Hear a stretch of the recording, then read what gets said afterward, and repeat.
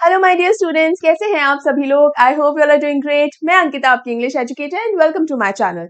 बेटा, आज के इस वीडियो में हम बढ़ेंगे आपकी फ्लेमिंगो बुक के पोएट्री सेक्शन की तरफ। यानी आज से हम स्टार्ट करने जा रहे हैं हमारी पोएम्स, और जो सबसे पहली पोएम है वो है माई मदर एज 66। इस पोएम को लिखा है कमला दास ने। It is a beautiful and a very emotional poem, जिसमें एक बेटी को ये एहसास होता है कि उसकी मदर अब बूढ़ी हो चुकी है। नाउ कुछ फैक्ट्स ऐसे होते हैं जिनको लेकर हम सभी लोग अवेयर होते हैं, यानी हमें पता होता है, लेकिन वो सेम इंफॉर्मेशन, वो सेम नॉलेज का एहसास होना बिल्कुल एक अलग इमोशन है। तो इसी इमोशन की बात इस पोएम के अंदर की गई है। इस पोएम को अच्छे से समझते हैं, लेकिन सबसे पहले आपको इस वीडियो को लाइक कर देना है, ज्यादा से ज्यादा शेयर कर देना है, and make sure you subscribe my channel. इसके अलावा टेलीग्राम चैनल ज्वाइन करना नहीं भूलना है बेटा, क्योंकि वहीं पर आपको क्लास 12 के सभी नोट्स, पीडीएफ और लेटेस्ट अपडेट्स जो कि सीबीएसई के नोटिफिकेशंस होते हैं वो भी आपको मिल जाएंगे।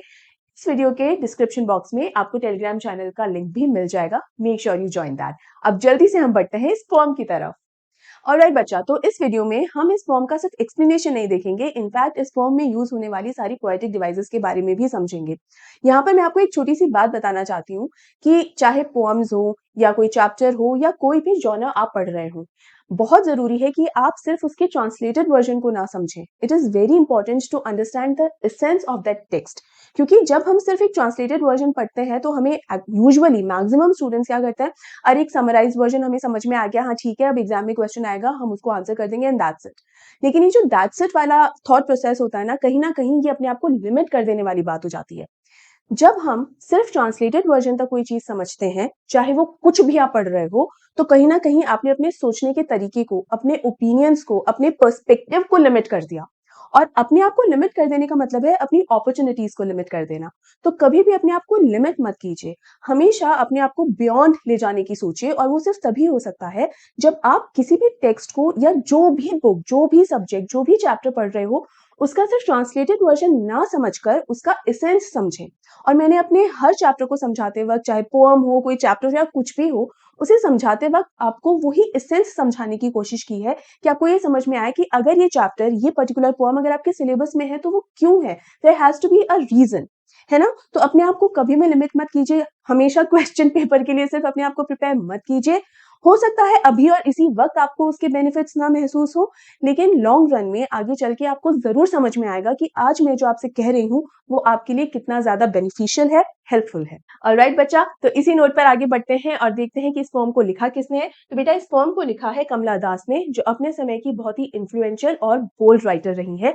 यहाँ लिखा भी है इंडियाज फॉरमोस्ट पोएट्स। इसका मतलब यह है कि जिस समय में या जिस एरा में कमला दास लिख रही थी, तो उनके पीस ऑफ वर्क्स बहुत ही इम्पैक्टफुल हुआ करते थे और सोसाइटी में बहुत ही स्ट्रॉन्ग इन्फ्लुएंस डालते थे, राइट। वो बहुत ही बोल्ड थी, इसीलिए बहुत ज्यादा सेंसिटिव मुद्दों पर भी वो अपने पीस ऑफ वर्क्स में डिस्कस किया करती थी। उन्होंने नॉवेल्स भी लिखी हैं, शॉर्ट स्टोरीज भी लिखी हैं और पोएम्स भी लिखी हैं। इस फॉर्म के अंदर कमला दास ने डिस्कस किया है ह्यूमन रिलेशनशिप्स को, और जो रिलेशनशिप या जो रिश्ता इस फॉर्म में जिसके बारे में वो बात करती है वो है माँ और बेटी का रिश्ता, राइट। तो बहुत ही ब्यूटीफुली और बहुत ही इमोशनली कमला दास ने इस फॉर्म में इस रिश्ते को, इस रिलेशन को डिस्कस किया है, और कमला दास ने अपनी ही मदर को लेकर ये पोएम लिखी है, राइट। इसके अलावा एक और बहुत इंपॉर्टेंट पॉइंट है जो आपको जानना जरूरी है कमला दास को लेकर, वो है इनका पेन नेम। इनका पेन नेम है माधवी कुटी।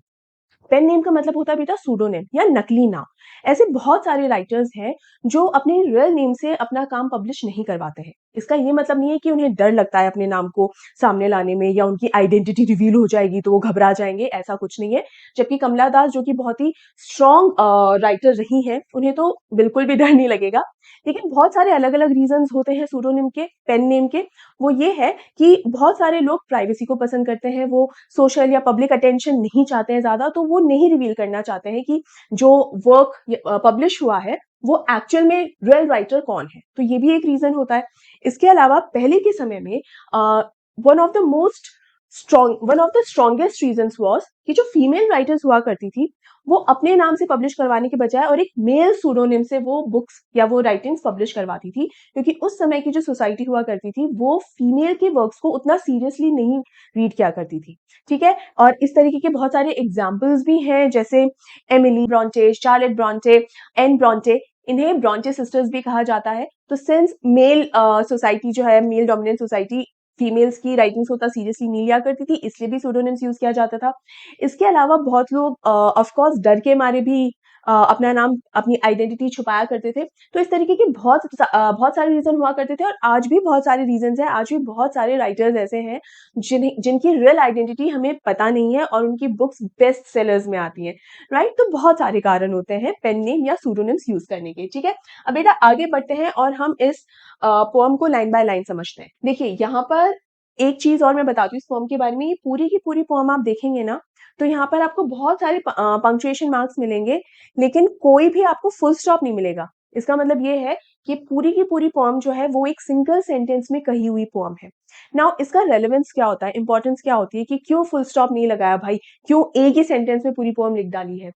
इसका कारण होता है कि जो इमोशन क्रिएट हो रहा है, उस इमोशन के अंदर कोई भी रुकावट नहीं आनी चाहिए। आप हमेशा ध्यान दीजिए कि जब भी हम ओवरवेल्म्ड होते हैं, यानी जब भी कोई भी इमोशन हमारे ऊपर बहुत हावी हो रहा होता है, चाहे हमें बहुत ज्यादा बच्चे पर लाड आ रहा हो या हमें बहुत ज्यादा गुस्सा आ रहा हो, उस टाइम पे जब हम बोल रहे होते हैं ना, तो हम कभी अटकते नहीं है। हम जिस फ्लो में बोल रहे होते हैं, क्योंकि उस टाइम पे हम बहुत ही सोच सोच के, विचार कर करके नहीं बोल रहे होते। जो भी भाव, जो भी बातें हमारे मन में आ रही होती हैं, उसे हम एक बार में जब्त करके कह जाते हैं। उसमें किसी भी तरीके की अटकन नहीं होती है, राइट। तो सिंस राइटिंग में उस चीज को समझना एज सच मुश्किल है, लेकिन जब आप उसको रीड करोगे तब आपको वो समझ में आएगा कि बिना रुके, बिना अटके, जब एक बार में जब आप उसे पढ़ते हैं, तब आपको ये समझ में आता है कि this emotion it is beautiful without any break, without breaking the rhythm of that emotion. तो आप उसे एज इट इज फील कर पाते हैं, right. So this is the relevance of not using full stop and writing this poem in a single sentence, right. चलिए, driving from my parents home to Cochin last Friday morning I saw my mother beside me, यानी कमला दास जो है कुछ समय के लिए अपनी mother के पास रहने के लिए आई हुई होती है और अब वापस वो अपने घर लौट रही होती है, ठीक है। और उनका घर कहाँ है कमला दास का, कोचिन में है, ठीक है। तो अब वो जब लौट रही है अपनी मदर के घर से, और कौन से दिन लौट रही है, लास्ट फ्राइडे। इस पर इतना ध्यान क्यों दिया स्पेशली, क्योंकि अगेन ये क्वेश्चन सीबीएसई में भी पूछा गया है और एमपी बोर्ड में भी पूछा गया है कि वो कब अपनी मदर के यहाँ से निकलती हैं और एयरपोर्ट के लिए निकलती हैं, ठीक है। यहाँ जा कहाँ रहे हैं, कोचिन जाने के लिए वो एयरपोर्ट की तरफ निकले हैं कि भाई एयरपोर्ट पर जाएंगे और वहां से कोचिन की फ्लाइट लेंगी कमला दास, ठीक है। अब जब ये रास्ते में होते हैं, एयरपोर्ट जाने के रास्ते में होते हैं, तो कार के अंदर पीछे वाली पैसेंजर सीट पर कमला दास बैठी हुई होती है और उनके बगल में ही उनकी मदर बैठी हुई होती है। और इस समय पे, इस मोमेंट पे कमला दास की नजर अपनी मदर पे पड़ती है, ठीक है। I saw my mother beside me, she was sitting next to her, doors open mouth, her face ashen like that of a corpse and realized with pain। देखिए ये जो है यहां से लेकर यहां तक, जब कमला दास अपनी मदर को देखती है तो क्या ऑब्जर्व करती है, वो ये ऑब्जर्व करती है कि उनकी मदर इस वक्त कैसी लग रही है, किस तरह की लग रही है। तो कमला दास क्या ऑब्जर्व करती है कि उनकी जो मदर है, बेसिकली उनकी जो मदर है वो 66 ईयर ओल्ड है, यानी 66 साल की है। और जो बुजुर्ग इंसान होता है ना, उसके शरीर में अपने आप ही एक थकावट रहती है ना, एक उम्र का तकाजा होता है जिसकी वजह से जो है इंसान जल्दी थकता है। तो जब वो गाड़ी में बैठी हुई थी तो ठंडी ठंडी हवा भी लग रही होती है, तो एक नींद सी आती है, नींद का झोंका आता है। तो इसीलिए जो मदर है उनकी आंख लग गई। ये जो डोज का मतलब है वो है झपकी लगना। ओपन माउथ, और कई बार हमारे जब हमें नींद लग जाती है हमारी, तो हमारा मुंह भी ऐसे खुल जाता है, तो ओपन माउथ, हर फेस एशन लाइक, और जो चेहरा है वो बिल्कुल कैसा लग रहा था, एशन। एशन का मतलब यहाँ क्या है बेटा, ऐश यानी राख। तो उनका चेहरा एकदम राख जैसा लग रहा था, यानी मदर को यहाँ पर किससे कंपेयर किया गया है, राख से कंपेयर किया गया है। वाई राख, दो कारण है उसके। एक तो इसलिए क्योंकि जो राख है वो कहीं ना कहीं डेथ को रिप्रेजेंट करती है। राख का कलर क्या होता है बेटा, ग्रे, और ग्रे कलर या ब्लैक कलर जो होता है वो लिटरेचर में डेथ को रिप्रेजेंट करता है या सैडनेस को रिप्रेजेंट करता है, ठीक है। तो एक तो वो जो डेथ है उसे रिप्रेजेंट कर रहा है, तो मदर की जो एज है वो बहुत ज्यादा है, तो ये बताने की कोशिश की है कि मदर जो है वो बहुत ही बूढ़ी हो चुकी है। दूसरा, एक ग्रे कलर के अंदर ना कोई ग्रेस नहीं रहता, ग्लो नहीं होता। तो जो मदर है उनके चेहरे पर एक जो यूथ की एनर्जी होती है, जो एक ग्लो होता है चेहरे पे, ऐसा कोई ग्लो नहीं है मदर के चेहरे पे। उनके चेहरे पर अब एक थकान सी है। जो रौनक पहले हुआ करती थी व्हेन शी वाज यंग, अब वो रौनक नहीं है, ठीक है। जिसे हम कहते हैं कि चेहरे पर बहुत ही तेज है, और लोग कहा करते हैं, अलग अलग एरिया में अलग अलग तरीका होता है रिप्रेजेंट करने का। तो कई लोग कहते हैं जिसके चेहरे पे बहुत ग्लो होता है ना, कहते हैं कि चेहरे पे बहुत पानी है भाई, है ना। आपके पेरेंट्स जरूर समझ पाएंगे मैं जो बोल रही हूँ। तो मदर के चेहरे पे वो पानी अब नहीं रहा, वो ग्लो अब नहीं रहा। तो चेहरा बिल्कुल एकदम रौनकहीन है, ठीक है, तो एकदम एशन like that of a cops. और कॉप्स का मतलब क्या होता है बेटा? Dead body. तो अपनी मदर को अब किससे कंपेयर करिए? डेड बॉडी से। तो डेड बॉडी से इसलिए कंपेयर करिए कि जिस तरीके से मदर अभी लेटी हुई है, बिल्कुल ऐसा लग रहा है जैसे she is more like a dead body. क्योंकि आप कभी भी देखना, जब एक छोटा बच्चा होता है, वो जब सो भी रहा होता है ना, तब भी आप उस बच्चे को देखोगे तो आपको बहुत ही रिफ्रेशिंग सा महसूस होगा, क्योंकि उस बच्चे के चेहरे पे एक एक्टिवनेस होती है ना, एक मासूमियत के साथ साथ एक नटखट वाला एहसास भी होता है ना, क्योंकि छोटा बच्चा है, वो फुल ऑफ एनर्जी है, फुल ऑफ एंथुसियाज्म है कि नहीं? लेकिन मदर जो है, वो जिस तरह से अभी सो रही है, चेहरा, शरीर पूरा थकान से भरा हुआ लग रहा है, तो बिल्कुल ऐसा लग रहा है जैसे कि कोई डेड बॉडी हो यहाँ पर, ठीक है, एंड रियलाइज्ड विथ पेन। और जब अपनी मदर को ऑब्जर्व किया, तब कमला दास को क्या एहसास होता है? उन्हें एहसास होता है कि उनकी मदर जो है, वो बहुत ही ओल्ड हो चुकी हैं, बूढ़ी हो चुकी हैं। और जब ये एहसास कमला दास को होता है, तो वो बहुत ही पेनफुल एहसास होता है, ये कोई अच्छा एहसास नहीं होता। अब यहाँ हो सकता है बहुत सारे स्टूडेंट्स सोच रहे हो कि जब मदर सो रही थी, तब जब कमला दास ने देखा, तभी उन्हें एहसास हुआ। 66 ईयर ओल्ड है मदर, और कमला दास की भी एज अच्छी खासी ही होगी। क्या इतने सालों में देखा नहीं है अपनी मदर को कि वो ओल्ड हो गई है? द थिंग इज बेटा, चाहे आप हो, मैं हूं या कमला दास हो, हम कभी भी अपने पेरेंट्स की उम्र को बढ़ते हुए नहीं देखते हैं। हमारे लिए हमारे पेरेंट्स सिर्फ मम्मी पापा होते हैं। हमारे पेरेंट्स के लिए हम हमेशा बच्चे होते हैं। आपने हमेशा सुना होगा, बच्चों की उम्र चाहे कितनी ही बड़ी हो जाए, तो फिर भी पेरेंट्स उन्हें हमेशा क्या कहेंगे? तुम अभी बच्चे हो, तुम्हें नहीं पता ना। एक 40 या 50 साल का इंसान बच्चा नहीं होता, लेकिन अपने पेरेंट्स के लिए वो अभी भी छोटा ही है। इन दैट सेम मैनर, बच्चों के लिए भी उनके पेरेंट्स कभी भी बूढ़े या यंग या इस कैटेगरी में नहीं आते, वो पेरेंट्स के पेरेंट्स ही रहते हैं। लेकिन जैसे एहसास होता है ना हमारी कमला दास को कि उनकी मदर बहुत बूढ़ी हो चुकी है, तो उस एहसास के साथ एक रियलिटी चेक उन्हें मिलता है कि वो इतनी बुजुर्ग हो चुकी हैं कि अब वो समय करीब है जब उनकी मदर अब नहीं रहेंगी। मतलब जो डेथ होती है, देखा जाए तो कोई इंसान कभी भी मर सकता है, ऐसा कुछ स्पेसिफिक तो होता नहीं है कि वो इतने ही साल बाद मरेगा, ऐसा तो होता नहीं है। लेकिन हम फिर भी उम्र से एक अंदाजा लगाते हैं कि एक इंसान इतनी उम्र का हुआ है, होता ना कि 15-20 साल का, ये अरे अभी तो पूरा जीवन बचा हुआ है, एक अंदाजा लगाते हैं। तो since she is 66 year old, तो ये लगता है कि अब मेरी माँ धीरे धीरे बुढ़ापे की तरफ बढ़ती जा रही है, और अब वो दिन दूर नहीं जब मेरी माँ नहीं रहेंगी, राइट?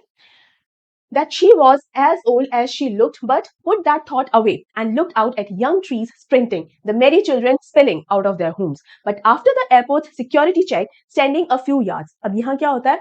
हालांकि ये जो थॉट है, वो कमला दास पर आता है कि मेरी मदर बहुत बूढ़ी हो चुकी है, और वो बहुत बूढ़ी जितनी लग रही है उतनी हो भी चुकी है। व्हाट डज दैट मीन कि जितनी लग रही है उतनी हो भी चुकी है? इट मीन्स कि उनके चेहरे पे जो रिंकल्स पड़े हुए हैं, और ये जो बुढ़ापा उनके चेहरे पे दिखाई दे रहा है ना, तो उनके सिर्फ चेहरे पे ही बुढ़ापा नहीं दिखाई दे रहा है, उनकी बॉडी भी उतनी बूढ़ी हो चुकी है। यानी वो उतना टायर्ड महसूस करती होंगी। एक समय पे जब वो यंग थी, तो जितना एनर्जेटिक वो महसूस करती थी, उतना एनर्जेटिक वो अभी महसूस नहीं करती होंगी। उनकी उम्र चूंकि 66 ईयर्स ओल्ड हो चुकी है, तो उनका शरीर अब जल्दी थकता होगा। उनका सिर्फ अपीयरेंस उनका बुढ़ापा नहीं दिखाता है, वो फिजिकली टायर्ड महसूस करती है, क्योंकि उनकी एज उतनी हो चुकी है। लेकिन जैसे ही ये ख्याल कमला दास के ऊपर हावी होने लगता है, वो क्या करती है? उसी वक्त अपनी नजर कमला दास से हटा के और गाड़ी के बाहर देखने लग जाती है। अपनी नजर हटाती है और गाड़ी, she started looking outside of the car, ठीक है, विंडो से बाहर देखने लग जाती है। और वो क्या नजारा देखती है? Young trees sprinting. स्प्रिंटिंग का मतलब क्या होता है बेटा? दौड़ना, ठीक है, भागना। तो यंग ट्रीज यानी छोटे छोटे पौधे जो हैं, वो दौड़ रहे हैं। अब ट्रीज एक्चुअल में दौड़ सकते हैं क्या? नहीं।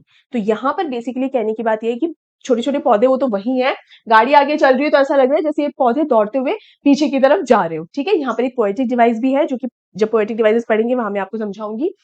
द मेरी चिल्ड्रन स्पिलिंग। मेरी का मतलब होता है बेटा हैप्पी, और चिल्ड्रन स्पिलिंग मतलब छोटे छोटे बच्चे। स्पिल का मतलब क्या होता है? ढुल जाना, गिर जाना या छलक जाना, ठीक है ना, कि पानी है, अगर थोड़ा सा पानी छलक गया ग्लास में से, तो दैट इज स्पिल, ठीक है, गिर जाना या बिखर जाना। तो बेसिकली यहाँ पर मेरी चिल्ड्रन स्पेलिंग मतलब बच्चे क्या बिखर रहे हैं क्या? Not really. यहाँ पर बच्चों की जो एनर्जी है, उनका जो एक एंथुसियाज्म है, वो यहाँ पर दिखाया जा रहा है कि ये जो बच्चे हैं कितने एक्टिव हैं, और बिल्कुल खुशी से इनके चेहरे पे, इनकी बॉडी में जो एक एक्टिवनेस यहाँ समझ में आ रही है कि कोई इधर से फुदक के आ रहा है, कोई उधर से कूद फान के आ रहा है। तो ये नजारा वो गाड़ी के बाहर देखती है। अब यहाँ हम देखें तो एकदम स्टार्क कॉन्ट्रास्ट है गाड़ी के अंदर का जो एनवायरमेंट है और गाड़ी के बाहर का जो एनवायरमेंट है। नाउ यहाँ पर ये जो स्टार्क कॉन्ट्रास्ट है, वो पॉजिटिव या नेगेटिव के हिसाब से आप कभी डिस्क्राइब नहीं करेंगे। इट्स नॉट अबाउट पॉजिटिव और नेगेटिव। कई बार बच्चे क्या लिख देते हैं कि गाड़ी के अंदर तो बहुत ही नेगेटिव है। No, it's not negative. और गाड़ी के बाहर बहुत पॉजिटिव है, आप इसको नेगेटिव पॉजिटिव से मत डिस्क्राइब करो। रादर गाड़ी के अंदर बहुत ही टायर्ड, ठीक है, थका हुआ, ओल्ड, बहुत ही इस तरीके का एक माहौल है। वहीं बाहर किस तरीके का माहौल है गाड़ी के? एनर्जेटिक, एक्टिव, एंथुसियास्टिक, है ना। तो ये इसके अलावा गाड़ी के अंदर एक सैडनेस वाला माहौल भी है, लेकिन गाड़ी के बाहर एक हैप्पीनेस है। मेरी चिल्ड्रन मेरी हैप्पीली, है ना, कि घर के बाहर जब बच्चे आ रहे हैं कूद फान करते हुए, उछलते कूदते हुए आ रहे हैं, राइट। तो बिल्कुल एकदम ऑपोजिट, एकदम कॉन्ट्रास्टिंग पिक्चर ही हमें नजर आती है, ठीक है। But after the airport security check, अब जब एयरपोर्ट जाते हैं वहां पर सिक्योरिटी चेक जो होता है, जब वो हो जाता है कमला दास का, उसके बाद standing a few yards away I looked again at her. जैसे ही सिक्योरिटी चेक हो जाता है तो थोड़ा आगे बढ़ते हैं कमला दास, और फिर होता है ना एक लास्ट बाय बाय हम और करते हैं जाने से पहले। तो वापस जब मुड़कर अपनी मदर को देखती हैं, तो वापस अपनी मदर को देखकर उनको क्या एक एहसास होता है, फिर से वो उनको देखकर क्या सोचती हैं? वन, पेल। पेल का मतलब बेसिकली एक तो पेल एक कलर भी होता है, एकदम जो लाइटेस्ट होता है ना, दैट इज द पेल। इसके अलावा चेहरे के लिए पेल तब यूज किया जाता है कि जब हम बहुत ही बीमार होते हैं, और कई बार कहते हैं ना डर के मारे रंग उड़ गया, घबराहट के मारे ये चेहरे का रंग ही उड़ गया, तो उसके लिए, उस एक्सप्रेशन के लिए भी पेल वर्ड का यूज किया जाता है। तो यहाँ पर अगेन मदर के लिए यही बताया जा रहा है कि उनके चेहरे का जो एक नूर होता है, या चेहरे का जो एक यूथनेस होती है, वो यूथनेस अब नहीं है, अब चेहरा थोड़ा पेल पड़ने लगा है, एक फीकापन आने लगा है चेहरे पे। One, again it is a synonym to pale only, कि चेहरा एकदम वन यानी बहुत ही थका हुआ सा चेहरा है, रौनक नहीं है चेहरे पे। As a late winter's moon, late winter's moon का क्या मतलब होता है बेटा? सर्दी का चांद। बेसिकली जब बहुत ज्यादा लेट विंटर्स मून मतलब जो चांद होता है सर्दियों का, उसमें वो कभी भी क्रिस्टल क्लियर नजर नहीं आता। अगर आप देखें तो उसके जो एजेस होते हैं ना मून के, वो हल्के से ब्लरी से होते हैं, है ना, ब्लर सा होता है। तो उसको भी जिसको कहते हैं ना ढलता हुआ चांद। तो यहाँ पर लेट विंटर्स मून को अगर मैं हिंदी में डिस्क्राइब करूं तो उसका मतलब होगा ढलता हुआ चांद। मतलब एक ऐसा चांद जो बिल्कुल क्रिस्प पिक्चर नहीं है इस चांद की, थोड़ा सा हेजी सा है, फॉग फॉग सी जमी हुई है उसके ऊपर, ठीक है। तो क्रिस्टल क्लियर या एकदम क्रिस्प पिक्चर नजर नहीं आती है ऐसे में चांद की। तो ढलता हुआ चांद है, अपसेटिंग सा मून है ना। And felt that old familiar एक, तो यहाँ पर भी मदर को इससे कंपेयर ही किया गया लेट विंटर्स मून से। अगेन क्यों? बिकॉज ऑफ हर एज, की एज बहुत ज्यादा हो गई है। एक और कारण है, यहाँ पर जो वर्ड यूज किया है लेट, लेट वर्ड हम कब यूज करते हैं बेटा? जब कोई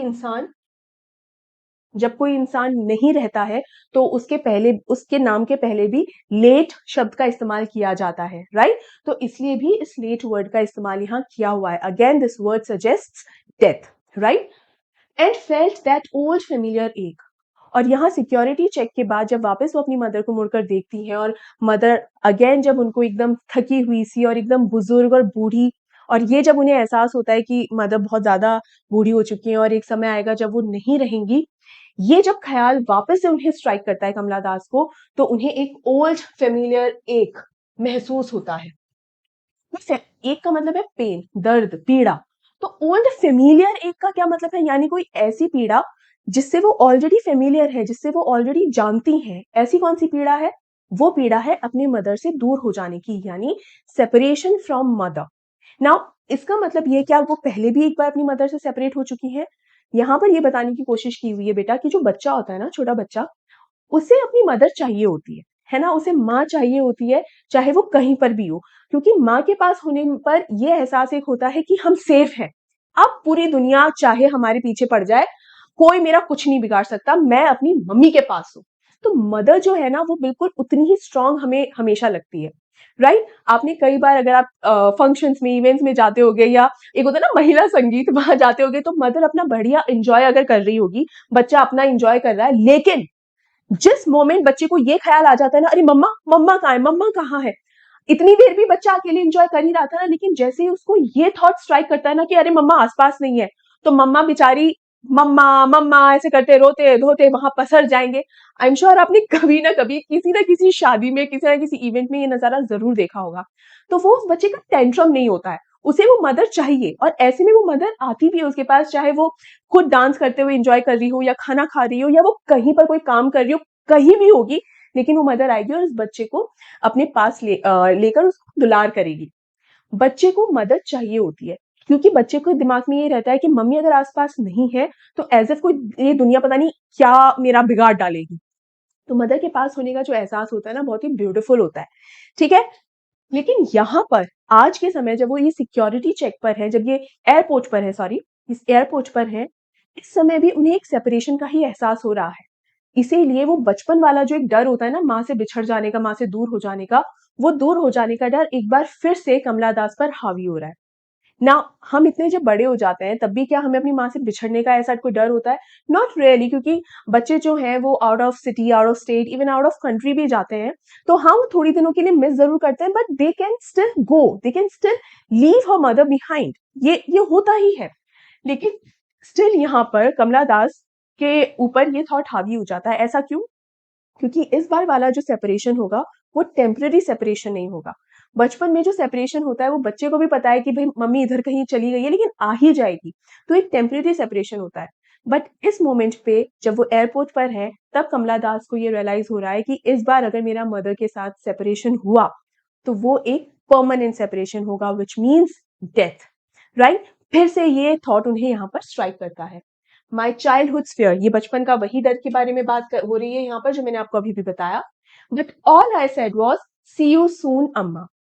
लेकिन इतना नेगेटिव थॉट आने के बाद भी मैंने अपनी मदर को क्या बोला? सी यू सून अम्मा, के फिर मिलेंगे अम्मा, है ना। सिर्फ ये कहा मैंने। All I did was smile and smile and smile and dot dot dot dot dot, ये फुल स्टॉप नहीं है। ठीक है, ये कंटिन्यूटी दिखाता है राधा। तो यहाँ पर कमला दास ने एकदम जाते हुए क्या कहा? फिर से मिलेंगे अम्मा, और ये उन्होंने एक मुस्कुराहट के साथ कहा। नाउ यहाँ पर स्माइल को 3 बार इस्तेमाल किया गया है शब्द को, there is it's a repetition. ये रेपिटेशन क्यों है यहाँ पर? ये भी एक पोएटिक डिवाइस होती है। तो 3 बार का मतलब ये है कि एक तो ये पॉजिटिविटी दर्शाता है कि जब भी हम किसी से सेपरेट हो रहे हो, सेपरेट एज इन कि जब हम कहीं जा रहे हो, जब सी ऑफ करने हम किसी को जाते हैं तो हमेशा हमें हैप्पी नोट पर वो बाय बाय करना होता है। कभी भी दुखी होकर किसी को भी विदा नहीं करना चाहिए, विच इज रियली रॉन्ग। ना तो विदा करना चाहिए, ना खुद दुखी होकर विदा होना चाहिए। ठीक है, तो एक तो वो पॉजिटिविटी दर्शाता है। दूसरा एक होप दर्शाता है, होप कि मैं फिर से अपनी मदर से मिलूंगी, जरूर अपनी मदर से मिलूंगी, एंड होपफुली मेरी मदर जिंदा भी रहे, हेल्दी भी रहे, स्वस्थ रहे। ठीक है, तो इसी पॉजिटिव नोट के साथ वो विदा लेती हैं खुश होकर, और एक हैप्पी, एक कहते हैं ना कि एक happy all's well that ends well, तो जाते हुए एकदम हंसते हंसते जाना। इस थॉट को, इस पॉजिटिविटी को स्ट्रांगली प्रेजेंट करने के लिए कमला दास ने इस शब्द का यहाँ 3 बार इस्तेमाल किया है। रेपिटेशन का यूज ही क्यों होता है? किसी भी आइडिया को इन्फ्लुएंशली बोलने के लिए। फॉर एग्जाम्पल, मान लीजिए कोई सब्जी है जो आपको पसंद नहीं है, तो मम्मी ने वो सब्जी बनाई, तो आपने क्या बोला? मम्मी मुझे सब्जी पसंद नहीं है, मैं नहीं खाऊंगी। बेटा आज खा ले प्लीज, कल मैं तेरी पसंद की बना दूंगी। ठीक है, फिर मम्मी ने कल भी वही वाली सब्जी बना दी, या कोई ऐसी सब्जी बना दी जो आपको पसंद नहीं। मम्मी मुझे ये नहीं पसंद है, मेरी पसंद की सब्जी कुछ बनाओ ना। बेटा आज भी कोई दूसरी सब्जी नहीं थी, आज ये खा ले, फिर कल तेरे पसंद की बनाऊंगी पक्का।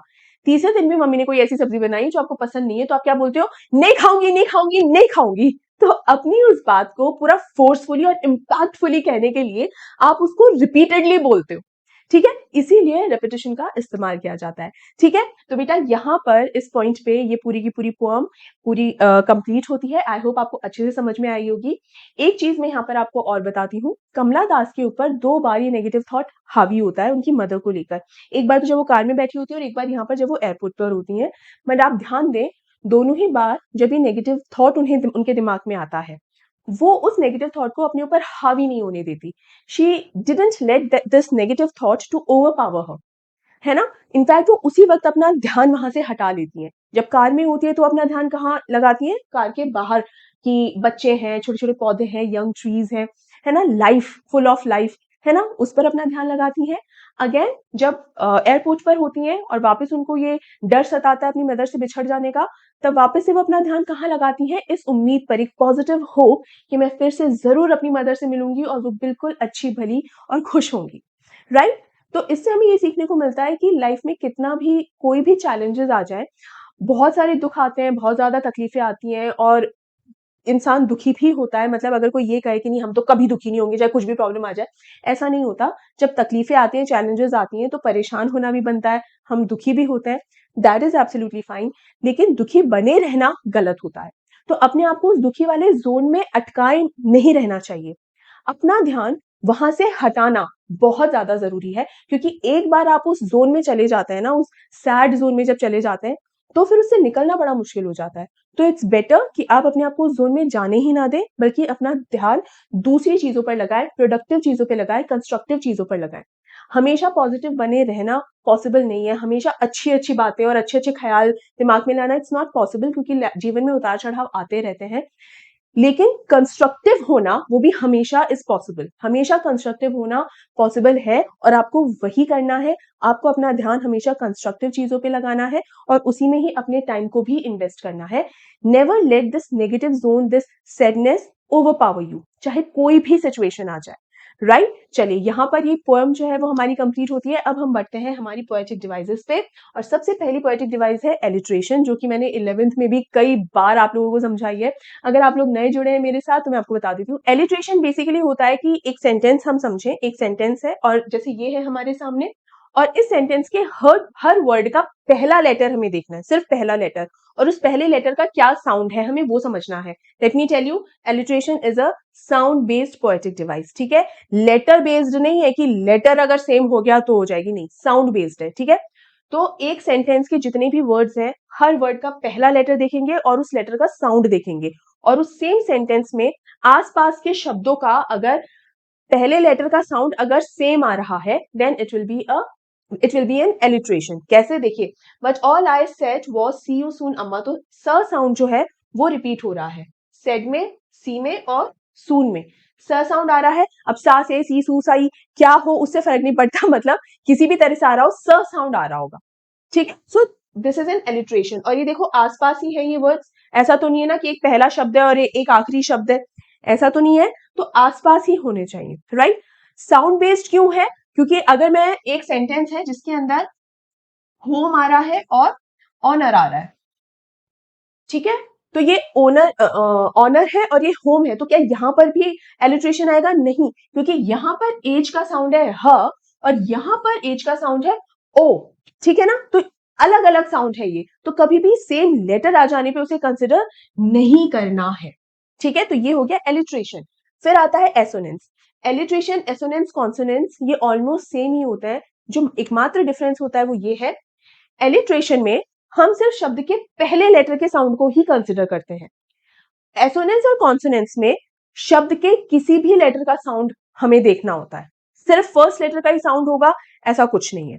राइट, एसोनेंस में वावल साउंड होना चाहिए, कॉन्सोनेंस में वो कॉन्सोनेंट साउंड होना चाहिए, दैट्स इट, किसी भी लेटर का हो सकता है बस। तो यहां देखो एसोनेंस में ओ साउंड है, इसमें जैसे home, to, Cochin, last Friday morning, ओ ओ ओ ओ, तो ओ ऊ कुछ भी हो लेकिन ये ओ साउंड में आ रहा है। डोज, ओपन, माउथ, ओ आओ, चाहे ओ हो या आओ हो उससे फर्क नहीं पड़ता। मतलब मैं हिंदी के थ्रू आपको समझाने की कोशिश कर रही हूँ कि आप मात्राओं वाला कंफ्यूजन मत करना कि ओ है आओ है, नो।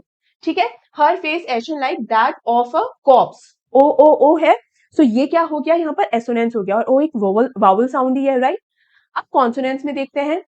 देखिए ट साउंड जो है, वावल्स के अलावा जितने भी साउंड्स होते हैं उन्हें कॉन्सोनेंट कहा जाता है। वावल्स कौन से साउंड होते हैं? ए ई आई ओ यू के जो साउंड होते हैं वो वावल साउंड होते हैं। ठीक है, अब यहां पर देखिए, put that thought away and looked out at young trees. ठीक है, अब यहाँ ट साउंड देखिए आ रहा है, put that thought away and looked out at young, इसके आगे ट्रीज है तो ट्री का ट भी वहां पर भी आ ही रहा है, तो ये ट साउंड यहाँ पर बार बार आ रहा है। ठीक है, वहीं सेकंड वाले एग्जाम्पल के अंदर जो है स साउंड रिपीट हो रहा है। राइट, नेक्स्ट है सिमिली। सिमिली का मतलब क्या होता है बेटा? सिमिली का मतलब होता है सिमिलैरिटी ड्रॉ करना। ठीक है, सिमिली और मेटाफर जो होते हैं वो ऑलमोस्ट सेम होते हैं, लेकिन मेटाफर जो होता है वो एक डायरेक्ट कंपैरिजन होता है, वहीं सिमिली जो है वो एक इनडायरेक्ट कंपैरिजन है। फॉर एग्जाम्पल, अगर किसी का बर्थडे है, for example there is a girl, उसका बर्थडे है, तो मैं उससे अगर कहूं कि भाई आज तो तुम्हारा बर्थडे है, आज के लिए तो तुम क्वीन हो भाई, तुम ही क्वीन हो, तुम जो बोलोगी वो तुम्हें गिफ्ट मिलेगा, तो मैं डायरेक्टली इसे किससे कंपेयर कर रही हूँ? क्वीन से कंपेयर कर रही हूँ, देखा जाए तो, है ना, तो इट्स अ डायरेक्ट कंपैरिजन। वहीं अगर मान लो ये सेम लड़की किसी और दिन, किसी रैंडम दिन बहुत अच्छे से रेडी होकर आती है, तो अभी वो दिखने में एकदम क्वीन जैसी लग रही है, तो मैं क्या बोल रही हूँ? अरे वाह यार, बहुत अच्छे से रेडी हुई है तुम, तो बिल्कुल क्वीन जैसी लग रही हो। तो ये इनडायरेक्ट कंपैरिजन है। इनडायरेक्ट हमें कैसे पता चला कि क्वीन के जैसी वो लग रही है, एक्चुअल में क्वीन नहीं है, क्वीन के जैसी वो लग रही है। तो जैसा शब्द ये जो आया ना, तो ये एक सिमिलैरिटी दिखाता है, ठीक है। तो यहाँ पर जो सिमिलैरिटी है, जो लिटरेचर में इंग्लिश में जो यूज होता है, तो वो एज या लाइक इन दोनों शब्दों से रिप्रेजेंट किया जाता है। यानी कोई भी ऐसा सिमिलैरिटी ड्रॉ करना जहां पे ये जो कंपैरिजन हो रहा है ना, उस कंपैरिजन को करते हुए एज या लाइक जैसे शब्द इस्तेमाल हो रहे हैं, तो वो सिमिलैरिटी हो रही है। जैसे यहाँ पर pale as a late winter's moon, यहाँ पर जो मदर का चेहरा है वो लेट विंटर्स मून से कंपेयर किया गया है, तो एज ये एज यूज किया है, it means it's a similarity, ठीक है। The poet's mother's face has been compared to the late winter's moon. इसके अलावा एश एंड लाइक, और जब ये बताया गया था तो क्या वहां पर एज या फिर लाइक अगर इन शब्दों का इस्तेमाल किया गया है तो इसका मतलब वहां पर भी सिमिली है, और अगर नहीं इस्तेमाल किया गया है तो मतलब नहीं है। देन इमेजरी, इमेजरी का मतलब क्या होता है बेटा कि मान लीजिए किसी भी चीज को मैं एक्सप्लेन कर रही हूँ, कोई सिचुएशन है, मान लीजिए चोकोलावा केक है और उसको मैं एक्सप्लेन कर रही हूँ कि कल मुझे चोकोलावा केक खाने का बहुत मन किया और मैंने ऑर्डर किया, और जब वो चोकोलावा केक आया तो उसकी महक ही इतनी शानदार लग रही थी, वो एकदम गरम गरम था, और जैसे ही मैंने स्पून लेकर उसे काटा तो अंदर का जो पिघला हुआ चॉकलेट था एकदम लावा की तरह वो निकला, और फिर मैंने एक स्पून लिया और उसे बढ़िया खाया। क्या आपको ऑलमोस्ट लगा कि आपने वो चोकोलावा केक खाया है? मैं आपको एक स्टोरी, एक किस्सा इनफैक्ट बता रही हूँ, ठीक है। और वो किस्सा इस तरीके से बता रही हूँ कि आपके दिमाग में उसकी एक इमेज क्रिएट हो रही है। That is imagery. नाउ ये डिफरेंट डिफरेंट टाइप्स की होती है, वैसे तो बहुत तरीके की होती है, लेकिन मेजरली आपके सिलेबस में 5 है। कौन कौन सी? Visual, auditory, tactile, olfactory, gustatory, ठीक है। तो विजुअल मतलब कि वो जो सीन है जो मैं एक्सप्लेन कर रही हूँ वो दिखने में कैसा होगा, ठीक है। कोई चीज सुनने में कैसी लग रही होगी, जैसे अगर मैं कहूँ कि कृष्ण जी की मुरली इतनी मधुर हुआ करती थी, आपने I am sure Krishna ji की मुरली, उसकी धुन के बारे में बहुत सुना होगा, तो आप जरूर इमेजिन करते होगे कि वो धुन कैसी होती होगी, आप इमेजिन करने लग जाते होगे वो धुन। That is auditory imagery. वही विजुअल कि सब लोग वहां पर, जितनी भी गोपियां हुआ करती थी वो सब एकदम अपने होश खोकर एकदम मेस्मराइज होके और उस धुन के पीछे पीछे चली जाती थी। तो आप अगेन इवन पशु और जितने भी गाय होती थी वो भी उस धुन को सुन के और एकदम उस धुन के पीछे पीछे चले जाते थे। तो आप उसे इमेजिन कर सकते हो कि किस तरीके से सभी के सभी लोग, जीव जो है, किस तरीके से पूरा का पूरा गांव उस धुन के पीछे पीछे जाता होगा और कैसा लगता होगा वो दिखने में। That is visual. फिर कोई टेस्ट में कैसी लग रही है तो दैट इज गस्टेटरी, राइट। तो इस तरीके से वो visual imagery, gustatory and etcetera imagery होती है। यहाँ पर क्या इमेजरी है देखिए, ट्रीज स्प्रिंटिंग द मेरी children spelling out of their home. ये एक विजुअल इमेजरी है कि जो यूथनेस है वो किस तरीके से दिखाई दे रही है, कि जो ट्रीज है वो किस तरीके से पीछे की तरफ दौड़ रहे होंगे, कितना एक्टिव और एक एंथुसियास्टिक और एनर्जेटिक महसूस हो रहा होगा यहाँ पर कमला दास को उन्हें देखकर, कि बच्चे जो है खुश होकर अपने घर से बाहर निकल रहे होंगे। तो हम भी इमेजिन करने लग जाते हैं कि किस तरीके से बच्चे उछल कूद मचाते हुए अपने घरों से निकल रहे हैं, और किस तरीके से वो जो छोटे छोटे पौधे हैं या यंग ट्रीज हैं, अभी छोटे पेड़ जो है, वो पेड़ किस तरीके से पीछे की तरफ भाग रहे होंगे। तो भाग रहे होंगे एज एन कि उस सीन को, उस नजारे को जिस तरह से कमला दास ने एक्सप्लेन किया है, उस पर्सपेक्टिव से जब हम सोचे तो ऐसा लगता है जैसे भाग ही रहे हो पीछे की तरफ, कि दौड़ लगा रहे हो। तो जब हम उसे इमेजिन करते हैं तो it creates a visual imagery, right. Then repetition, तो स्माइल वर्ड ये रिपीट हुआ है और मैंने थोड़ी देर पहले पूरा एक्सप्लेन किया था आपको कि इस रेपिटेशन का क्या इम्पैक्ट है, क्या रेलेवेंस है, ठीक है। इसके बाद है पर्सोनिफिकेशन। पर्सोनिफिकेशन का मतलब होता है बेटा, जैसे यहाँ पर लिखा है ये पर्सन, तो ह्यूमन क्वालिटी से इसका मतलब है कि अगर हम इस दुनिया में जितनी भी, जो कुछ भी है, ठीक है, फिर चाहे वो कोई चीज हो या कोई जीव हो या कोई भाव हो, इमोशन हो, कुछ भी हो, चाहे प्लांट्स हो या प्लैनेट्स हो या रोना हो या खुश होना हो, कुछ भी हो, वो सब नॉन ह्यूमन कैटेगरी में हम डालें। और दूसरी कैटेगरी होगी ह्यूमन, जिसमें सिर्फ इंसान है, not even animals, only humans, ठीक है। तो ह्यूमन एंड नॉन ह्यूमन, ये दो कैटेगरीज अगर हम बनाए, तो ये नॉन ह्यूमन वाली जो कैटेगरी है ना अपनी, इनमें से किसी पर भी अगर हम कोई ह्यूमन एट्रीब्यूट अप्लाई करते हैं, then it is personification. For example, ये पेन है, एक ऑब्जेक्ट है, अगर मैं बोलूं कि आज तो मैंने इस पेन को इतना यूज किया कि इसकी जान ही निकाल दी, तो पेन को इंसान थोड़ी की सांसें ले रहा है और उसके अंदर जिंदगी है, जान है, नहीं। लेकिन बस ये बताने का एक तरीका है कि भाई आज तो बहुत ज्यादा इस्तेमाल हुआ है इस पेन का, राइट। तो देखा जाए तो एक इंसान की क्वालिटी को मैंने एक ऑब्जेक्ट के ऊपर अप्लाई किया है, तो इस ऑब्जेक्ट को मैंने पर्सोनिफाई कर दिया है ना। तो यहाँ पर जो ट्री स्प्रिंटिंग है वो क्या है, एक पर्सोनिफिकेशन है। मेरी चिल्ड्रन, यहाँ पर कोई पर्सोनिफिकेशन नहीं है, क्योंकि बच्चे बिखर रहे हैं, तो ये क्वालिटी हमने बिखरने वाली जो क्वालिटी है वो एक इंसान पर अप्लाई की है, ना कि इंसान की कोई क्वालिटी हमने किसी ऑब्जेक्ट पर अप्लाई की है, ऐसा नहीं हुआ है, राइट। तो मेरी चिल्ड्रन स्पिलिंग ये पर्सोनिफिकेशन नहीं है, ट्री स्प्रिंटिंग ये एक पर्सोनिफिकेशन है। यहाँ एक छोटी सी चीज मैं और बताती हूँ, सिंस आपके सिलेबस में वो पोएटिक डिवाइस नहीं है, इसलिए मैंने इसको यहाँ पर्सोनिफिकेशन के थ्रू बताया है। अदरवाइज जब हम और लेवल बढ़ाते हैं तो ये ट्री स्प्रिंटिंग जो है वो एक्चुअल में क्या है, एंथ्रोपोमॉर्फिज्म, विच मीन्स जब यहां पर तो हमने क्वालिटी चलो अप्लाई कर दी तो वो पर्सोनिफिकेशन हो गया, लेकिन अगर आप देखें, देखो इस पर मैंने ये शॉर्ट भी बनाया हुआ है, अगर आप देख पा रहे हो तो इसका लिंक भी मैं ऐड कर दूंगी डिस्क्रिप्शन बॉक्स में। आपने कार्टून्स में देखा होगा, कॉमिक बुक्स के अंदर जरूर देखा होगा कि कई बार जो पेड़ है वो एक्चुअल में एक कैरेक्टर की तरह बिहेव कर रहे हैं, यानी पेड़ के एक्चुअल में पैर है, हाथ है, आंख नाक है और एक्चुअल में दौड़ रहे हैं, यानी पेड़ को एक कैरेक्टर की तरह बना दिया गया है।